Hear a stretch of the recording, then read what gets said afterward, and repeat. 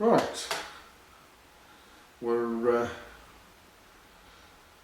first one of these I've ever done. I'm going to go by way of introduction. I've offered the idea of doing a tutorial. I think the way I'm going to do it is start out by doing an introduction and give you my ideas of where I think I'm going to take this, what I think I'm going to do, and then you know it right at the outset what you're in for. I'll do a little bit of the history. I've got little robots going back over time, and that's a little two-wheel robot. Got Meccano wheels, it's got Como drill motors, and it was one of the early attempts I had at trying to make a sensor where the actual sensor could look, and it's back on the old pickaxe chip in the middle there. That's a little circuit board I designed when I was back in education, so this robot's got to be at least 16 years old. It's a little vacuum formed thing that I made that we could vacuum form in the schools with a view to teaching the robotics and just trying ideas out. It's actually upside down is that when I look at it, because the way I used to do them was that way up with where the sensor is. We used to stick a marble in because we couldn't even find a little wheel, so we just put a big glass marble under there and it used to slide around on that. I think before I got into that, that was a little robot that came with a magazine, and each month you got another little circuit board with it, I got two. I got one for me and one for my son so that he could learn alongside me. And you didn't really learn a great deal because it was all really ready done for you in the chips, and they hadn't given you the thoughts to whether you'd like to go in and do any programming yourself, and so it was very much a done deal as you built it up, and there was a lot of easy things to go wrong. The screws very quickly tore, and I think the other one fell apart because it wasn't made well. I don't know if this is mine or my son's, but it did have some clever sensors at the front. The antennae unfortunately look superb, but they're just LEDs and don't actually do anything, so it was interesting. But again, it was based on a project from Reading University, which was, they called them the 8 Dwarves, and they were little robots that used to follow a leader and had all sorts of different things, and they actually turned it into a commercial project and ran it with a magazine. So kudos for them for making money, but unfortunately it didn't do a great deal to inspire me on robotics. And while we're on the subject of making money, I'm not going to intentionally monetize this video. I don't want to sell anything alongside it. I genuinely aren't interested in making money out of this. If you want to follow, great stuff. If you don't, I'm having fun just putting it together as we go. So this is another one I bought when I was teaching. Little line following robot, little kit off eBay. I think it was about 15 quid, and it does the job brilliantly. I'll show you, I'll film that at the end, and we'll add that to the end of the video. It's a superb little robot, and it's, as I say, it's now going to be at least 16 years old. I switched it on before we started. What you do is you switch it on and it sorts itself out, and then you clap your hands, or if you tap it, it gets started. And we'll actually see if that runs. Well, I'll actually put it on the track and I'll show you that running. I went to go, and this is what I'm going to base the project on. I had to go to a robot club some time ago, about 3 years ago, and I bought a load of these little chassis and 3D printed battery holders that no longer stick on. Based it around the Uno because it's a nice little platform, and that's an early it's a L293 motor controller, which when I look at it compared to the ones that have arrived on Amazon today, is 4 times bigger. Just shows how things get smaller as you get older. And I've got to say that they aren't perfect, they aren't the best kit out there, but they do the job. And so that's very much what I'm going to base it on. I'll do a sort of buying list at the end for people that want to get involved and what I'm suggesting we get hold of. But you don't need any of that. You can buy the kit to shortcut it, but you can do it on a piece of cardboard. If it's strong enough cardboard, a piece of hardboard, a piece of MDF, anything that just makes that flat surface that you can bolt things to. So if you're on a tight budget, don't feel like any of it's necessary. You can literally build them out of cardboard boxes. Right, so I'll have a quick look at different. Oh, this is another piece of history. That's another attempt I made. I used to call this Trilobot. It has 3 Como drill motors on it and using the omnidirectional wheels. And this used to literally be able to go in any direction. And what I did was I made it like a collision avoidance system. And so I'm using the sonars. Anything that it got near, it literally skids away from. The 3 sonars weren't enough though. And again, this is a part of the history. This was again, I experimented with the parallax propeller, which is a magnificent chip. But it just didn't, 6 MIPS it ran at, and would run multiple programs. Fantastic chip, just didn't get any interest.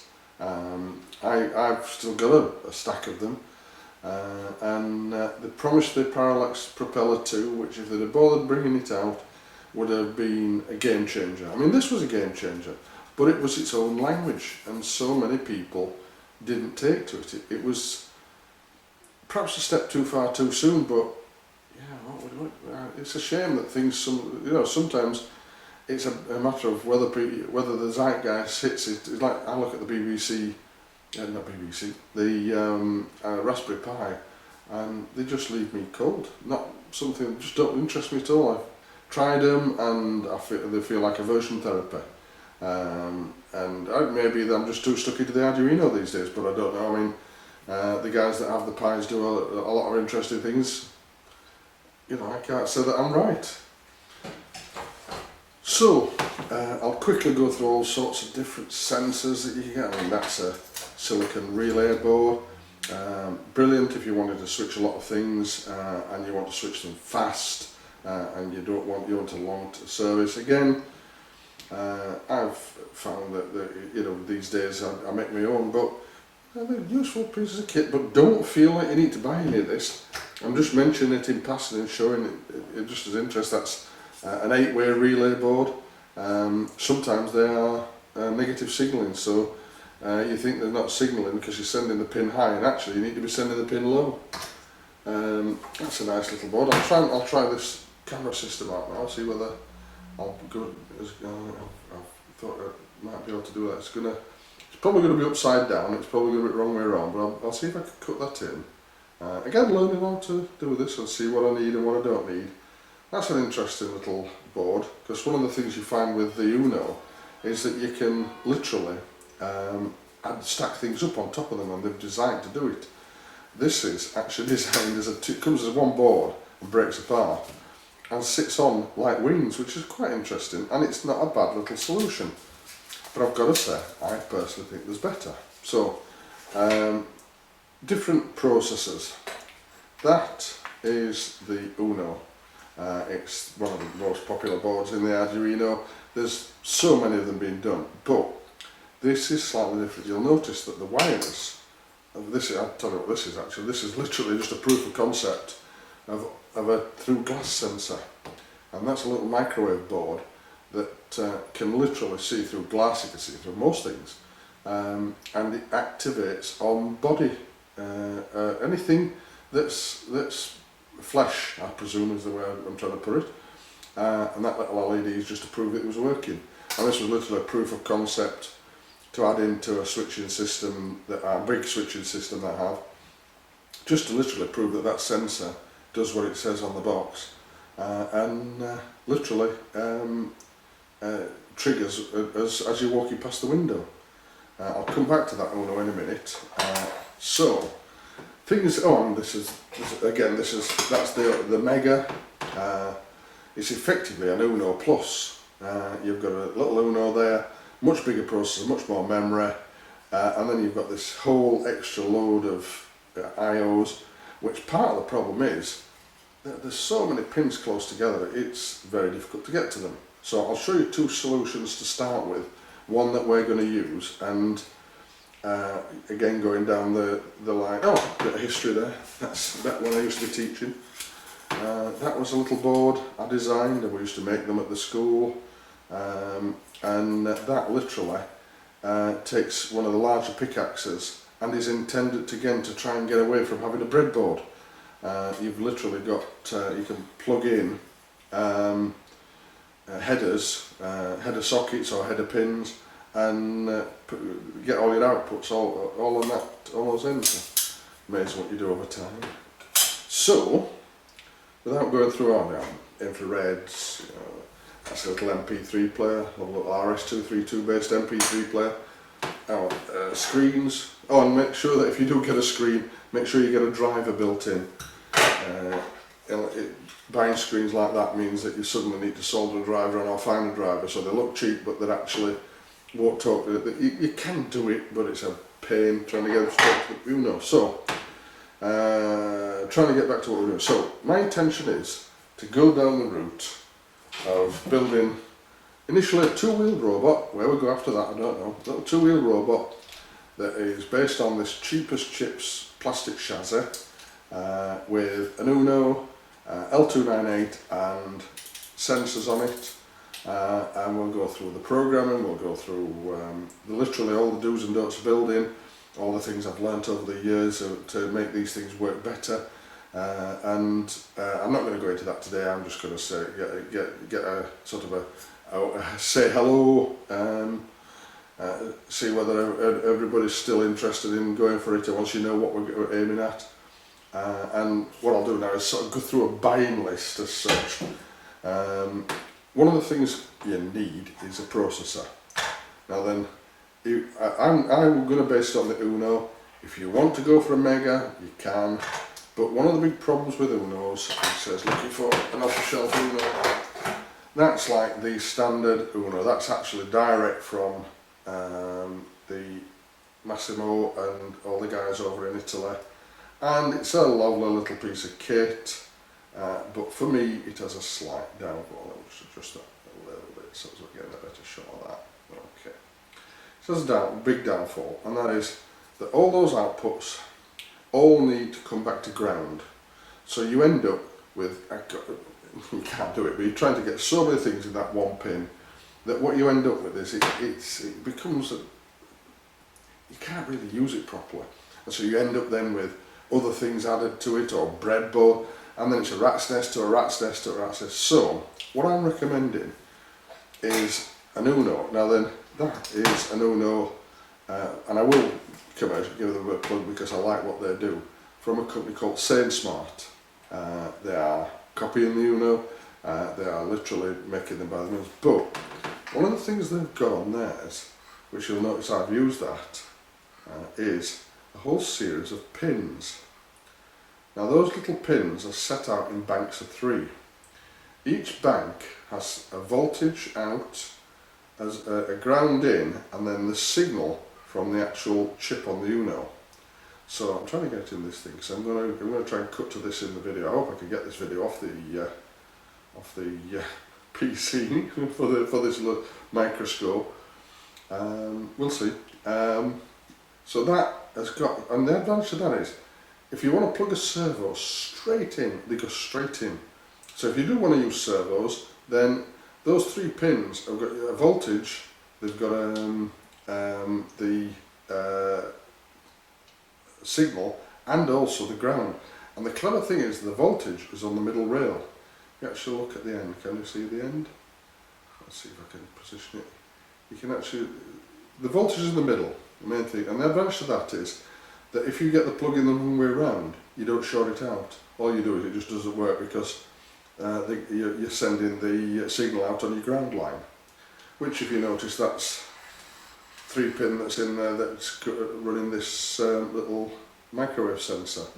The colours don't match, but all 3 are into that one socket, and it's coming on. You can see it's coming on A0, which is your analog, so that as that sensor triggers, I can detect the voltage coming in on the analog. So that's the Uno I would recommend we get. Now then, you can also, you get a Mega like that. I've never seen a Mega with it done any other way, but that's your Mega.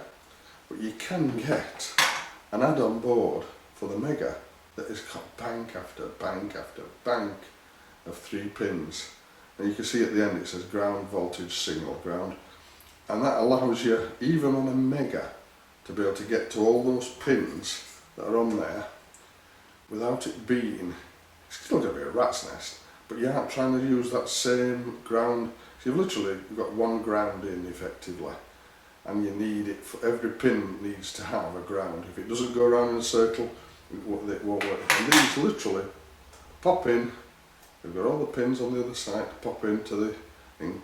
You've got to get them lined up and take a bit of putting in, but you've literally got, and it's all marked on the board so you can see what you're doing, you can actually see the outputs, and it's even got specialist little outputs for things like SD cards and Bluetooth and APC 220s. They've really gone to town and thought about how you might use this card, and I think they're absolutely brilliant. We've got loads of them. So, the other things you're going to need, keeping it simple. I'm going to try, and I'm going to try using 3.7 volt batteries that you get now in these, and 2 of them. So we'll have just over 6.5 volts in these e-cigarettes.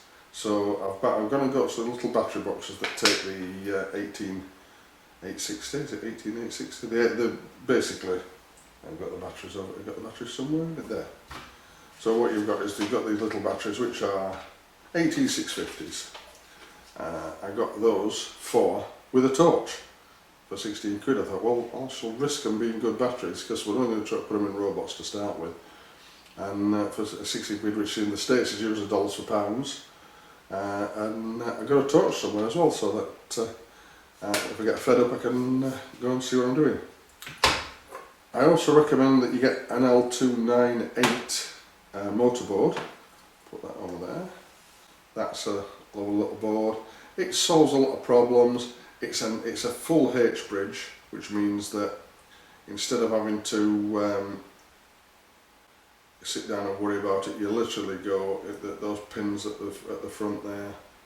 You literally you've got 4 inputs. One goes left, one goes right, and one motor. One goes left, one goes right, and the other motor solves a lot of problems. And the L298 will deal with quite a few amps. They won't deal with as many as they say they will. But these little motors that I'm recommending, and I'm going to show you the motor. I'm going to use these little, and they come with that kit. They're little yellow things, and they fit beautifully on these little rubber wheels. The DC motors, and before you build the kit, if you go like one that likes to run ahead, make sure you solder the wires on first. Trying to solder the wires on when you've got it on the bolted into the plastic's a nightmare. And I've got to say, this plastic is a bit tinny. It very quickly cracks. So be careful if you do want to run ahead before we get there and start building yours. Then, by all means, but be aware that that's one of the things, the mistakes I've made. I'm trying to solder in this in a tiny corner is painful.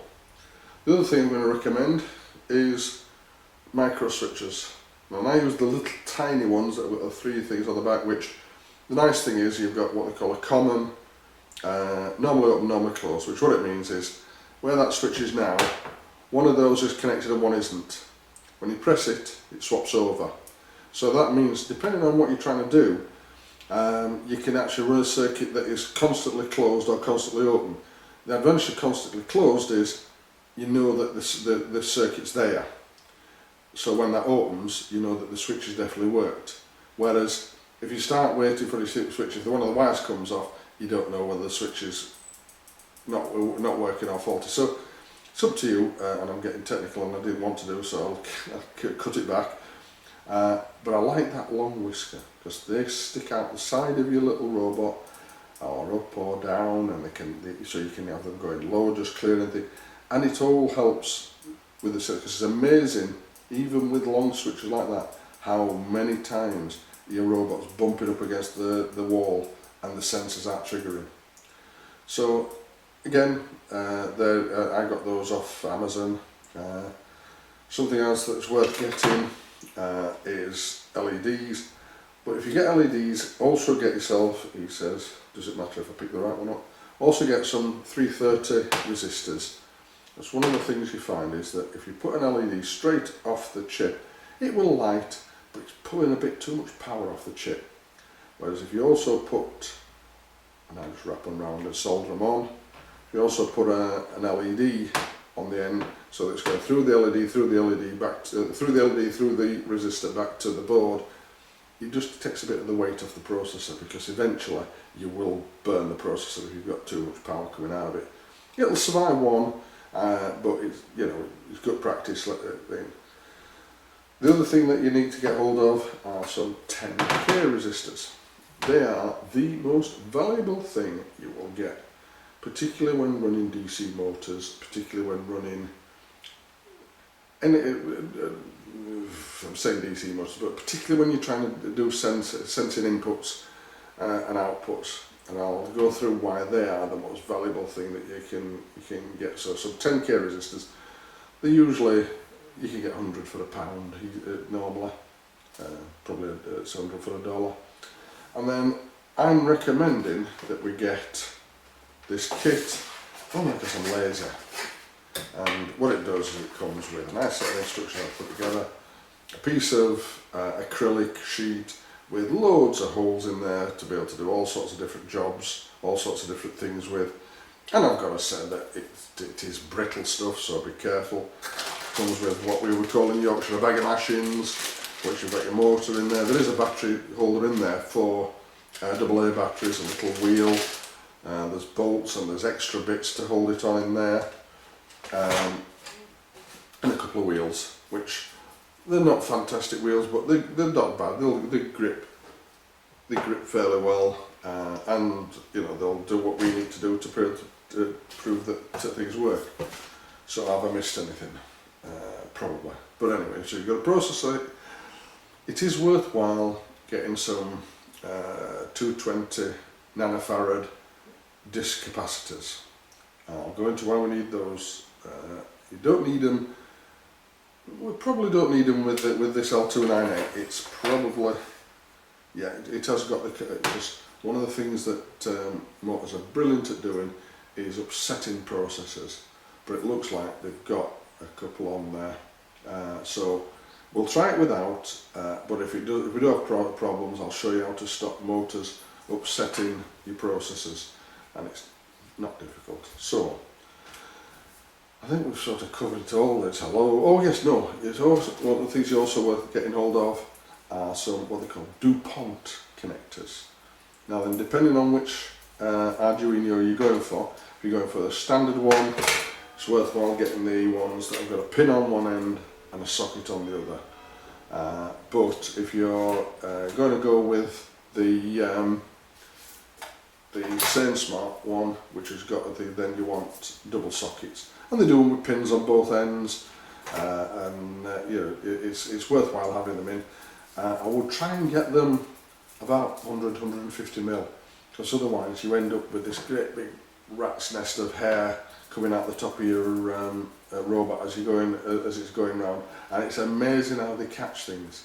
And next thing you know, your robot's not working because one of its sensors has been pulled off.